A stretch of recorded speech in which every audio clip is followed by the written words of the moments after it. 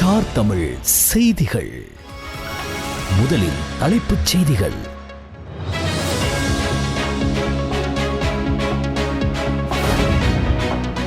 முன்னாள் அமைச்சர் கேலிய ரமுக்வெல்ல, அவரது மனைவி மற்றும் மகள் ஆகியோர் லஞ்சம் மற்றும் ஊழல் விசாரணை ஆணைக்குழுவின் அதிகாரிகளால் கைது செய்யப்பட்டுள்ளனர்.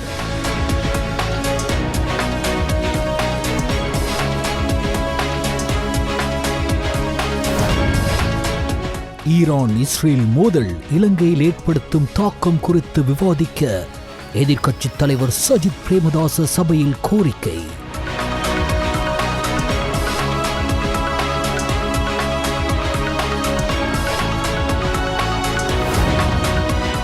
கொழும்பு மாநகர சபையின் மேயராக தேர்ந்தெடுக்கப்பட்டதை ஒருபோதும் தனிப்பட்ட முறையில் எடுத்துக்கொள்ளப் போவதில்லை. கொழும்பு மாநகர சபையின் மேயர் ராய் கலி பல்தசார் தெரிவிப்பு.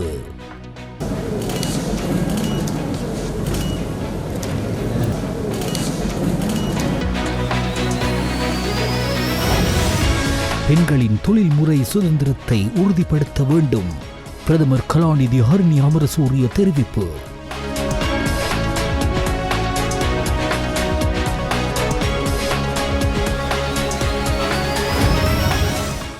ரத்னபுரி கொழும்பு பிரதான வீதியில் பேருந்து மற்றும் கொள்கலன் லொரி மோதி விபத்து, 18 பேருக்கு காயம்.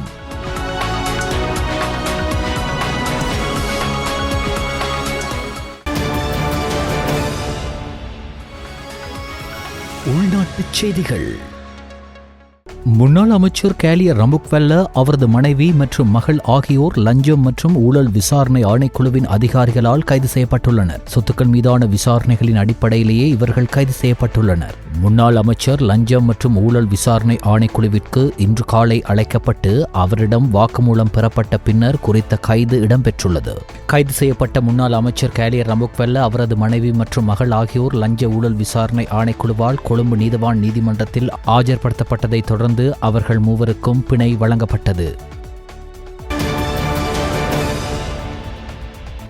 இஸ்ரேல் ஈரான் மோதல் இலங்கையில் ஏற்படுத்தும் தாக்கம் குறித்து விவாதிக்க பாராளுமன்ற விவாதம் நடத்த நேரம் ஒதுக்குமாறு எதிர்க்கட்சித் தலைவர் சஜித் பிரேமதாச இன்று சபாநாயகர் கலாநிதி ஜகத் விக்ரமரத்னவிடம் கோரிக்கை விடுத்துள்ளார்.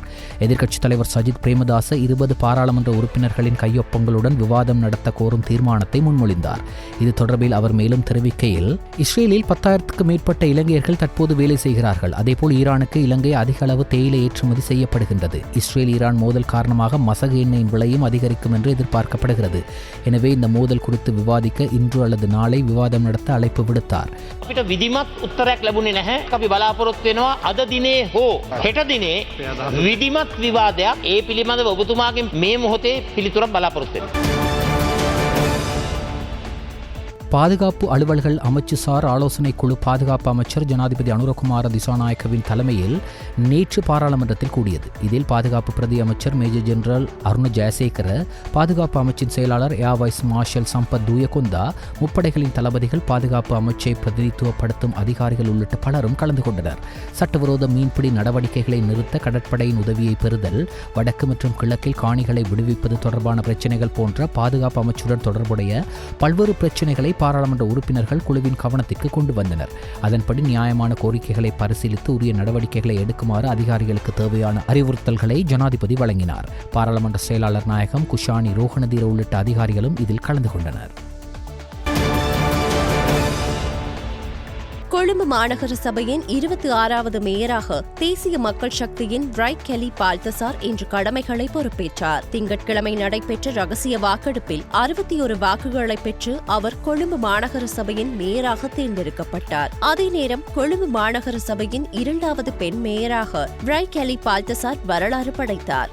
இன்று காலை பதவியேற்பு விழாவில் பங்கேற்ற போது கொழும்பு மாநகர சபையின் மேயராக தேர்ந்தெடுக்கப்பட்டதை ஒருபோதும் தனிப்பட்ட முறையில் எடுத்துக் கொள்ளப் போவதில்லை என்றும், தனது வெற்றி ஒரு கூட்டு முயற்சியின் விளைவாகும் என்றும் கொழும்பு மாநகர சபையின் மேயர் ராய் கலி பல்தசார் தெரிவித்துள்ளார். மக்களின் பங்கேற்புடன் கொழும்பின் பிரச்சினைகளை தீர்க்க நம்புவதாகவும் அவர் கூறினார். இந்த நகரத்தையும் மாற்றுவோம் என்று குடிமக்கள் குரல் எழுப்பியதாகவும் கூறிய மேயர், இந்த நகரத்தை மாற்ற வேண்டிய பொறுப்பு நமக்கு உள்ளது என்று ஊடகங்களுக்கு கருத்து தெரிவிக்கும் போது குறிப்பிட்டார். ஸ்ரீலங்காවේ දේශපාලන සංස්කෘතිය වෙනස් කරන්න ජනතාවාදී පාලනයක් ගොඩනගන්න මේ රටේ පරම්පරා ගණනාවක් ලේ දහදිය හෙළුවා.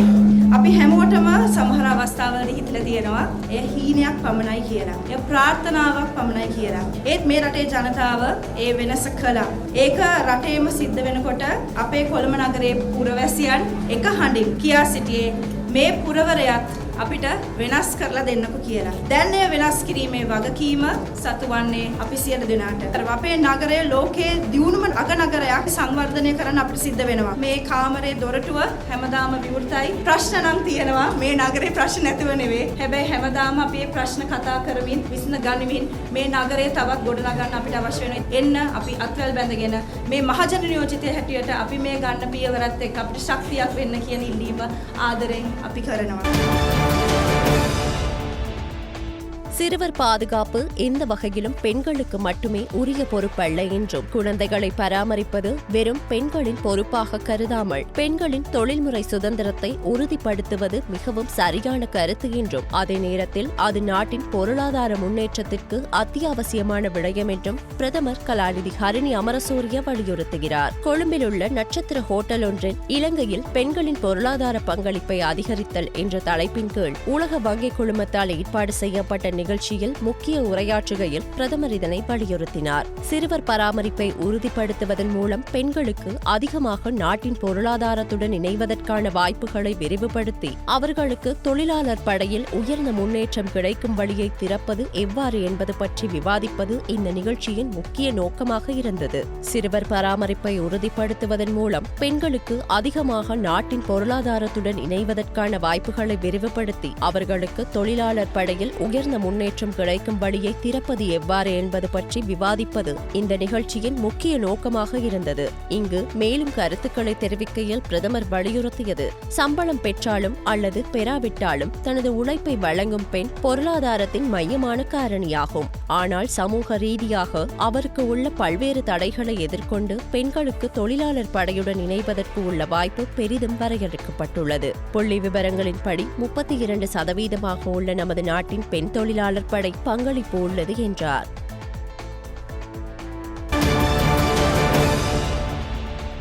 சற்று சிந்தியுங்கள். வாகனங்கள் வருவதை கண்டால் மஞ்சள் மற்றும் வெள்ளை கோடுகளை கடப்பதை தவிருங்கள். போக்குவரத்து விதிமுறைகளை அவசியம் பின்பற்றுங்கள். நிறுத்தி வைக்கப்பட்டிருக்கும் வாகனத்தின் முன்பக்கமாக பாதையை கடந்து செல்வதை தவிருங்கள். அதிக விபத்துகளுக்கு இதுவே காரணம். இது விபத்தை தடுப்பதற்கான நேரம். ரத்தினபுரி கொழும்பு பிரதான வீதியில் மின்னான பகுதியில் பேருந்து ஒன்றும் கொள்கலன் லாரியொன்றும் மோதி விபத்து ஏற்பட்டுள்ளது.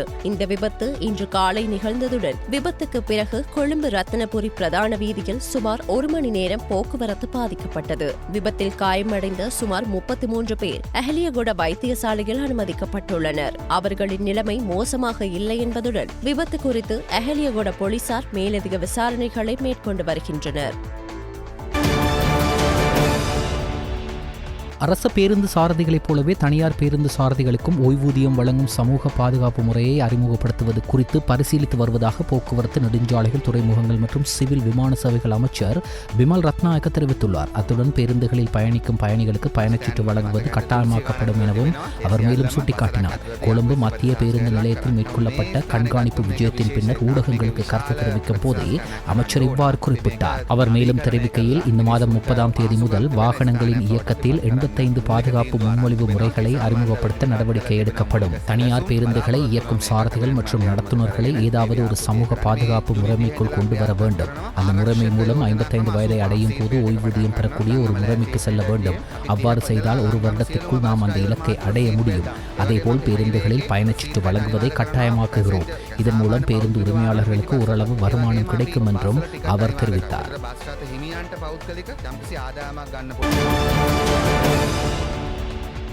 மூன்றாம் தரப்பினர் மூலம் வைத்தியசாலை மருந்துகளை அதிக விலைக்கு விற்பனை செய்த சம்பவம் தொடர்பில் கைது செய்யப்பட்ட ஸ்ரீ ஜெயவர்தனபுர வைத்தியசாலை நரம்பியல் அறுவை சிகிச்சை நிபுணர் உட்பட 3 சந்தேக நபர்களை விளக்கமறியலில் வைக்க கொழும்பு நீதவான் நீதிமன்றம் உத்தரவிட்டுள்ளது. லஞ்ச ஒழிப்பு ஆணைக்குழுவால் கைது செய்யப்பட்ட சம்பந்தப்பட்ட நரம்பியல் அறுவை சிகிச்சை நிபுணர் உட்பட 3 சந்தேக நபர்களை ஆணைக்குழுவின் அதிகாரிகள் கொழும்பு மேலதிக நீதவான் ஹர்ஷன கெகுனாவல முன் ஆஜர்படுத்தினர். இந்த சம்பவம் தொடர்பான விசாரணைகள் இன்னும் முடிவடையாததால் சந்தேக நபர்களை விளக்கமறியலில் வைக்குமாறு லஞ்ச ஒழிப்பு ஆணைக்குழு அதிகாரிகள் நீதிமன்றத்தில் கோரிக்கை விடுத்தனர். நீதிபதி கோரிக்கையை ஏற்றுக்கொண்டு சந்தேக நபர்களை 24ஆம் திகதி வரை விளக்கமறியலில் வைக்க உத்தரவிட்டுள்ளார்.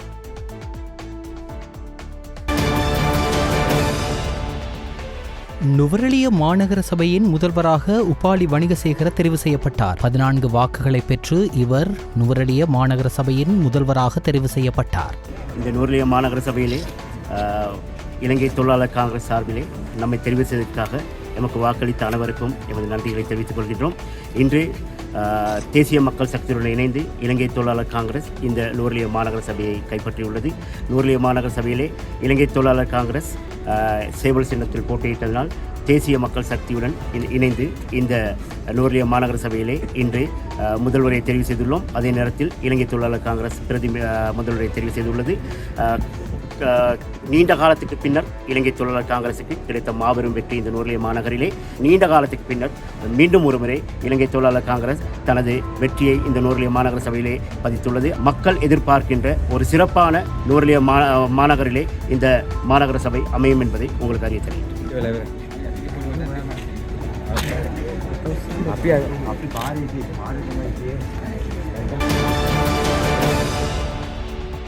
வல்வெட்டித்துறை நகரசபையின் புதிய தவிசாளராக அகில இலங்கை தமிழ் காங்கிரசின் தவமலர் சுரேந்திரநாதன் தெரிவு செய்யப்பட்டுள்ளார். வல்வெட்டித்துறை நகரசபையின் தவிசாளர் மற்றும் பிரதி தவிசாளரை தெரிவு செய்வதற்கான விசேட அமர்வு இன்று வல்வெட்டித்துறை நகரசபை மண்டபத்தில் வடக்கு மாகாண உள்ளூராட்சி ஆணையாளர் தேவந்தனி பாபு தலைமையில் நடைபெற்றது. 16 உறுப்பினர்களை கொண்ட வல்வெட்டித்துறை நகரசபைக்கு நடைபெற்று முடிந்த உள்ளூராட்சி சபை தேர்தலில் அகில இலங்கை தமிழ் காங்கிரஸ் 7 ஆசனங்களையும், இலங்கை தமிழரசு கட்சி 5 ஆசனங்களையும், தேசிய மக்கள் சக்தி 3 ஆசனங்களையும், ஈழ மக்கள் ஜனநாயக கட்சி 1 ஆசனத்தையும் கைப்பற்றியது. தவிசாளர் பதவிக்காக அகில இலங்கை தமிழ் காங்கிரஸ் சார்பில் போட்டியிட்ட தவமலர் சுரேந்திரநாதனுக்கு 7 பேரும், இலங்கை தமிழரசு கட்சி சார்பில் போட்டியிட்ட மகாலிங்கம் மயூரனுக்கு 6 பேரும் ஆதரவு வழங்கினர்.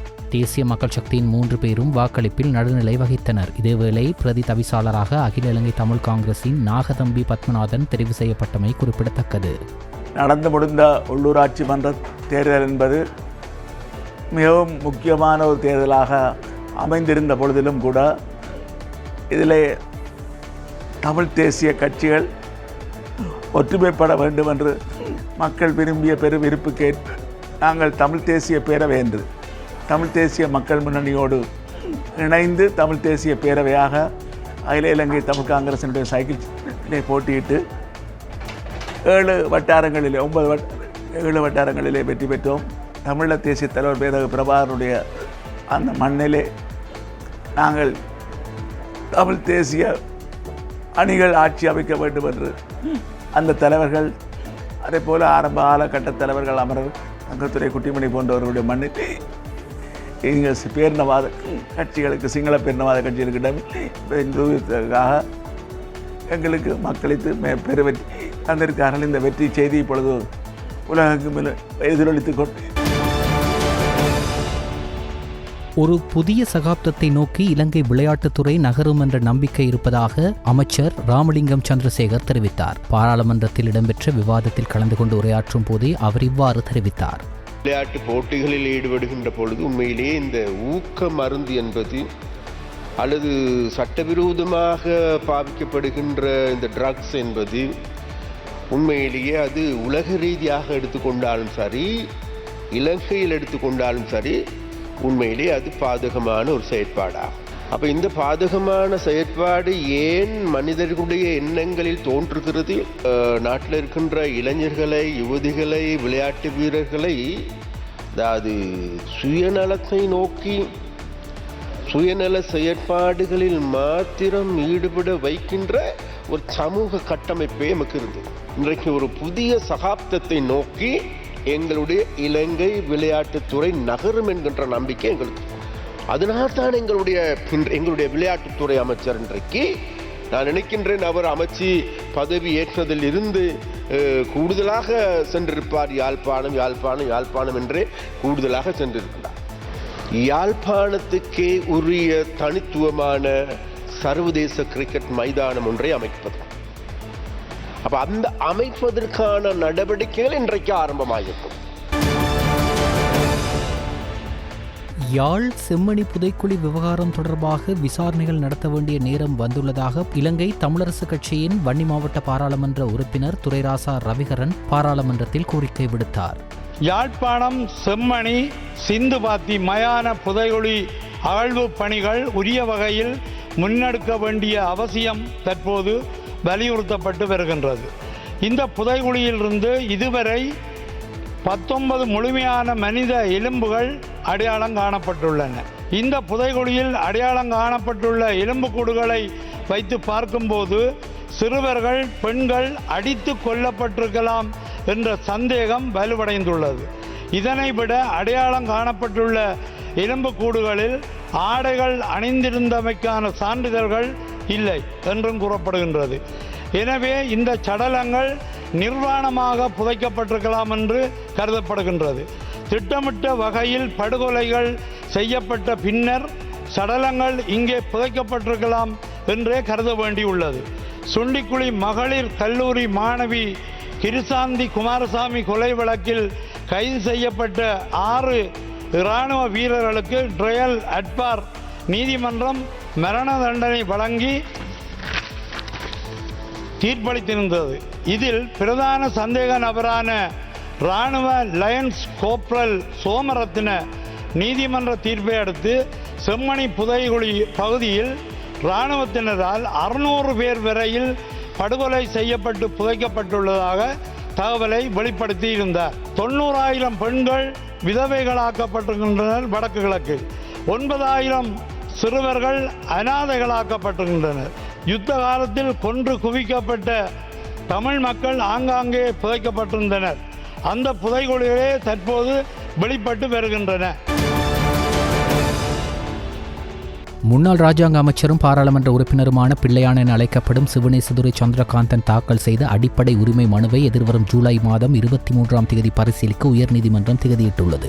பயங்கரவாத தடுப்புச் சட்டத்தின் கீழ் தன்னை கைது செய்து தடுத்து வைக்க குற்றப்புலனாய்வு திணைக்களம் எடுத்த முடிவால் தனது அடிப்படை மனித உரிமைகள் மீறப்பட்டுள்ளதாக தீர்ப்பளிக்க கோரி பிள்ளையான் இந்த அடிப்படை உரிமை மனுவை தாக்கல் செய்துள்ளார். இந்த மனு இன்று உயர்நீதிமன்றத்தின் எஸ் துரைராஜா, மேனகா விஜயசுந்தர மற்றும் சம்பத் விஜயரத்ன ஆகிய 3 அடங்கிய நீதியரசர்கள் அமர்வு முன்னிலையில் அழைக்கப்பட்டது. இதன்போது சட்டமா அதிபர் சார்பில் ஆஜரான பிரதி சொலிசிட்டர் ஜெனரல் சுஹார்ஷினி ஹேரத் நீதிமன்றத்தில் சமர்ப்பணங்களை சமர்ப்பித்து மனுவுக்கு வரையறுக்கப்பட்ட ஆட்சேபனைகளை தாக்கல் செய்ய 2 வாரங்கள் அவகாசம் கோரினார். அதன்படி வரையறுக்கப்பட்ட ஆட்சேபனைகளை சமர்ப்பிக்க பிரதிவாதி தரப்பினருக்கு 2 வார கால அவகாசம் அளித்த நீதியரசர்கள் அமர்வு அந்த திகதியிலிருந்து 1 வாரத்திற்குள் ஏதேனும் ஆட்சேபனைகள் இருந்தால் தாக்கல் செய்யுமாறு மனுதாரர் தரப்பினருக்கு உத்தரவிட்டுள்ளது. கொலன்னாவ நகரசபையின் அதிகாரத்தை தேசிய மக்கள் சக்தி கைப்பற்றியுள்ளது. இன்று காலை கூடிய கொலன்னாவ நகரசபைக்கான தலைவர் தேர்தலின் போது பதட்டமான சூழ்நிலை ஏற்பட்டது. கொலன்னாவ நகரசபையில் தேசிய மக்கள் சக்திக்கு 9 ஆசனங்களும் எதிர்க்கட்சிக்கு 10 ஆசனங்களும் கிடைத்தன. இருப்பினும் எழுந்த பதட்டமான சூழ்நிலையை அடுத்து 9 எதிர்க்கட்சி உறுப்பினர்கள் சபையை விட்டு வெளியேறிய நிலையில் ஐக்கிய மக்கள் சக்தி அதிக விருப்பு வாக்குகளை பெற்ற சுசில் குமார சபையில் தொடர்ந்திருந்து தேசிய மக்கள் சக்திக்கு ஆதரவை தெரிவித்தார்.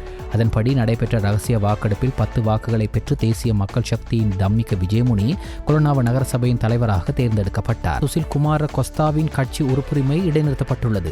ஐக்கிய மக்கள் சக்தியின் பொதுச் செயலாளர் ரஞ்சித் மத்தும பண்டாரவின் கையொப்பத்துடன் வெளியிடப்பட்ட அறிக்கையில் இந்த விடயம் கூறப்பட்டுள்ளது. கொலன்னாவ நகரசபையின் தலைவர் மற்றும் பிரதி தலைவரை நியமிப்பதில் ஐக்கிய மக்கள் சக்தியின் நிர்வாக குழு மற்றும் கட்சி செயற்குழுவின் முடிவுக்கு இணங்க செயற்படாததால் உடனடியாக அமலுக்கு வரும் வகையில் அவரின் கட்சி உறுப்புரிமை இடைநிறுத்தப்பட்டுள்ளதாக அதில் மேலும் குறிப்பிடப்பட்டுள்ளது. பதுளை வளிமட குருத்துலாவ பிரதேசத்திலிருந்து கரையோர பிரதேசங்கள் ஊடாக 45 நாட்களில் 4000 கிலோமீட்டர் தூரத்தை நடக்க துணிந்த இளைஞன் திங்கட்கிழமை மாலை அம்பாறை மாவட்டம் மருதமுனை பகுதியை சென்றடைந்தார். தற்போது மருதமுனை பகுதிக்கு 27வது நாளில் வந்துள்ளதாகவும் தனது ஊர் வெளிமட குருத்தலாவு மற்றும் கரையோரங்களை தற்போது சுற்றி வருகை தந்துள்ளதாகவும் பொத்துவில் பகுதிக்கு சென்ற பின்னர் பதுளைக்கு சென்று மீண்டும் தனது ஊரை அடைவதற்கு முயற்சிப்பதாகவும் அவர் தெரிவித்துள்ளார். இன்னும் தனக்கு 17 நாட்கள் இருப்பதாகவும் 14 நாட்களில் இந்த பயணத்தை நிறைவு செய்தால் புதிய ஒரு சாதனை ஒன்றினை ஏற்படுத்துவதாகவும் அவர் குறிப்பிட்டுள்ளார். ஹாய் காய்ஸ், அஸ்ஸலாமு அலைக்கும் வரஹ்மத்துல்லாஹி வபரகாத்து. இந்த பயணம் வெற்றி அடைந்தா இல்லையா? ரைட். இப்போ நான் வந்துக்கிறேன் 4000 கிலோமீட்டர் நோக்கி. இப்போ நான் வந்து 27ஆம் நாள் வந்துக்கிறேன் மருதமுனைக்கு. என் ஊர் வந்து வெளிமாடுலேருந்து இப்போ நான் கடலோர மேலே சுற்றி முடிஞ்சு மாஷா அல்லான்னு சொல்லி இப்போ நான் போய் பொத்துவிலுக்கு போகணும்னு சொன்னால் பொத்துவிலால் அப்படி பதுளைக்கு போய்ட்டு எங்கள் ஊருக்கு போகலாம். துவா செஞ்சுக்கோங்க. இன்னும் எனக்கு 17 நாள் தான் இருக்குது. நீங்கள் துவா செஞ்சீங்கன்னு சொன்னால் எனக்கு இந்த 17 நாள் பயணத்தை வந்து எனக்கு 14 நாளில் முடிக்கணும். இன்னும் 3 நாள் கூட நான் வைப்பேன்.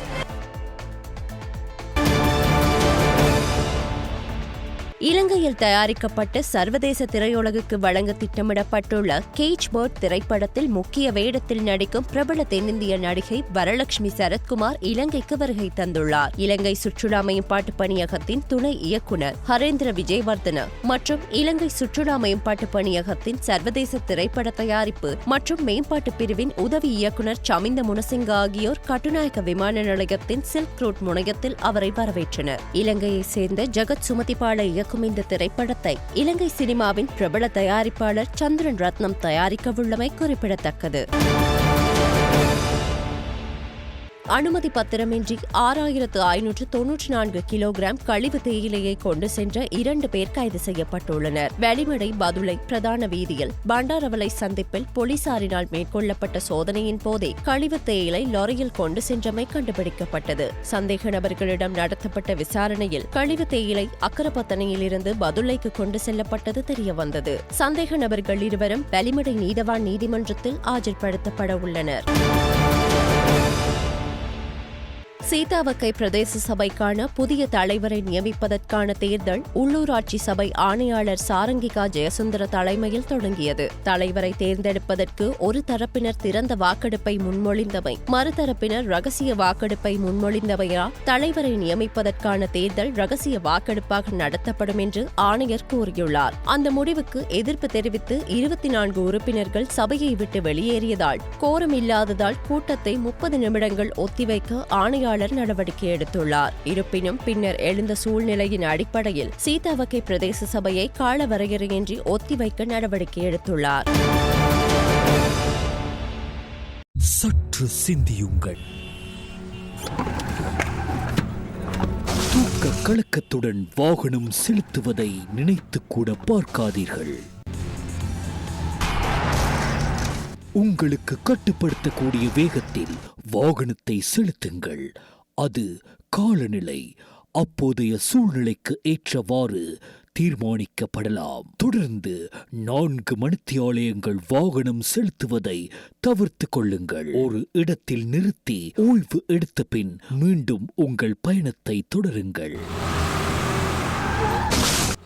முன்பக்கம் தெளிவில்லாமல் இருந்தால் முந்தி செல்வதை தவிர்த்து கொள்ளுங்கள்.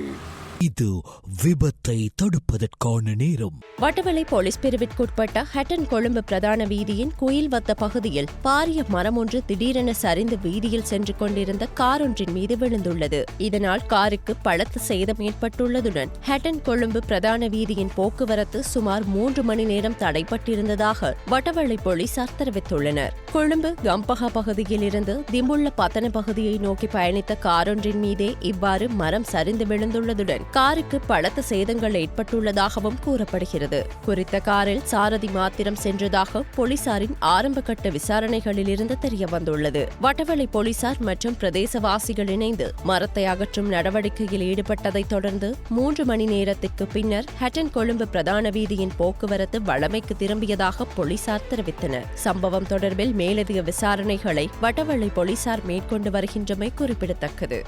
சற்று சிந்தியுங்கள். தூக்க கலக்கத்துடன் வாகனம் செலுத்துவதை நினைத்து கூட பார்க்காதீர்கள். உங்களுக்கு கட்டுப்படுத்தக்கூடிய வேகத்தில் வாகனத்தை செலுத்துங்கள். அது காலநிலை அப்போதைய சூழ்நிலைக்கு ஏற்றவாறு தீர்மானிக்கப்படலாம். தொடர்ந்து 4 மணித்தியாலயங்கள் வாகனம் செலுத்துவதை தவிர்த்து கொள்ளுங்கள். ஒரு இடத்தில் நிறுத்தி ஓய்வு எடுத்த பின் மீண்டும் உங்கள் பயணத்தை தொடருங்கள். முன்பக்கம் தெளிவில்லாமல் இருந்தால் முந்தி செல்வதை தவிர்த்து கொள்ளுங்கள். இது விபத்தை தடுப்பதற்கான நேரம்.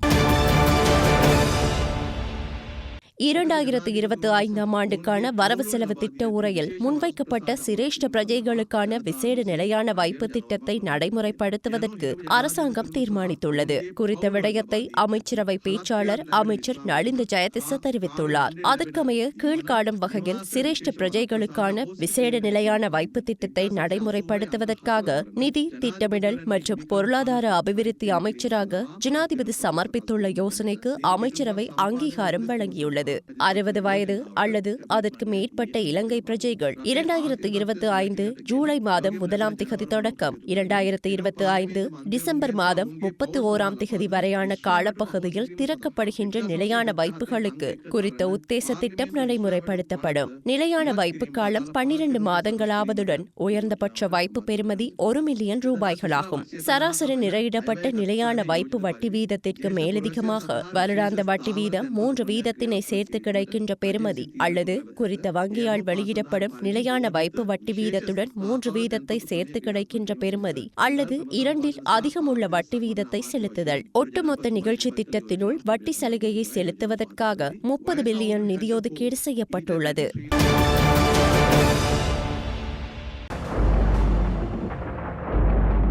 மேல் மற்றும் சப்ரகமுவ மாகாணங்களிலும் நுவரெலியா, கண்டி, காலி மற்றும் மாத்தறை மாவட்டங்களிலும் அவ்வப்போது மழை பெய்யக்கூடும் என வளிமண்டலவியல் திணைக்களம் தெரிவித்துள்ளது. வடமேல் மாகாணத்தில் பல தடவைகள் மழை பெய்யக்கூடும் என அந்த திணைக்களம் வெளியிட்டுள்ள வானிலை முன்னறிவிப்பில் குறிப்பிடப்பட்டுள்ளது. ஊவா மாகாணத்திலும் அம்பாறை மற்றும் மட்டக்களப்பு மாவட்டங்களில் சில இடங்களில் மாலை அல்லது இரவில் மழை அல்லது இடியுடன் கூடிய மழை பெய்யக்கூடும்.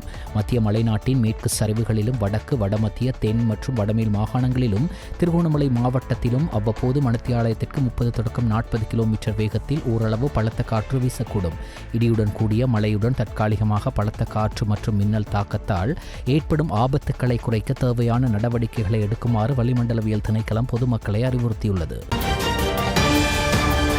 இடைவேளைக்கு பின்னர் செய்திகள் தொடரும். செய்திகள் தொடர்கின்றன. வெளிநாட்டு செய்திகள்.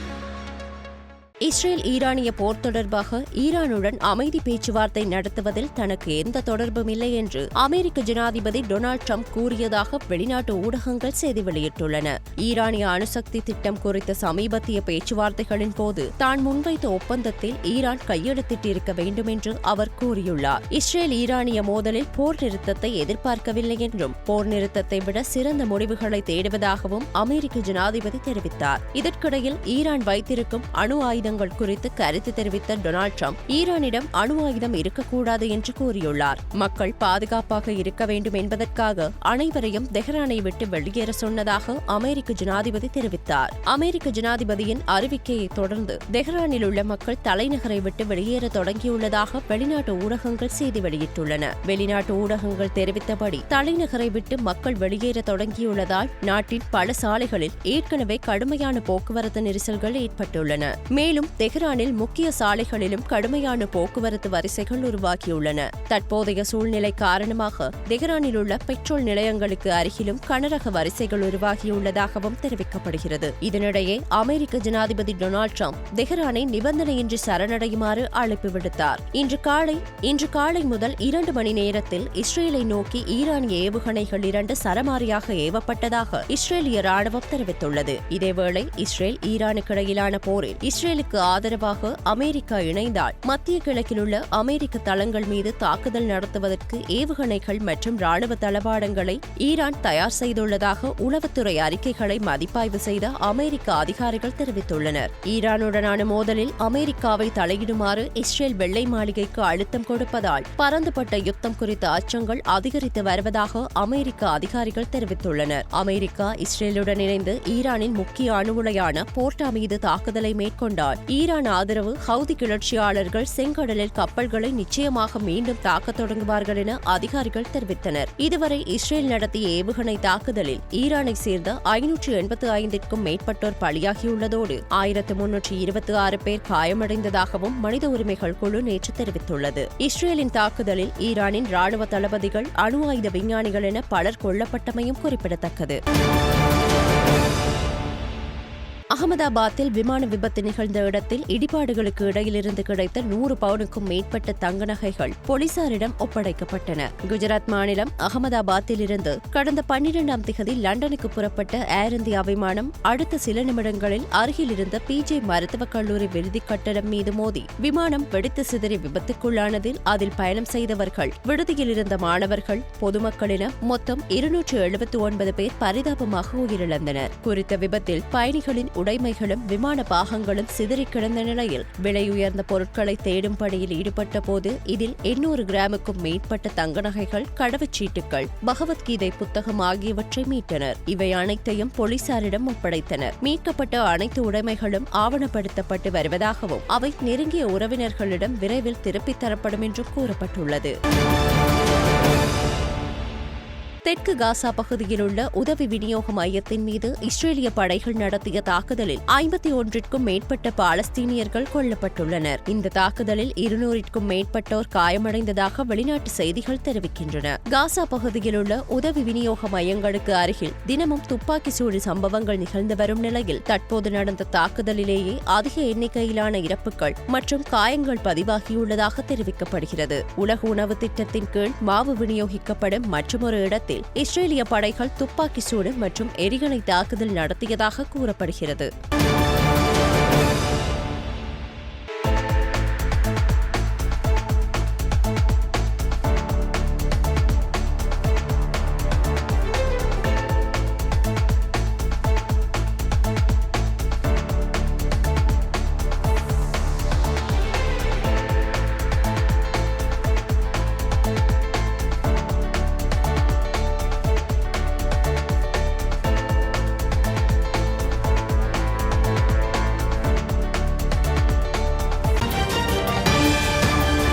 இடைவேளைக்கு பின்னர் செய்திகள் தொடரும். செய்திகள் தொடர்கின்றன. விளையாட்டு செய்திகள்.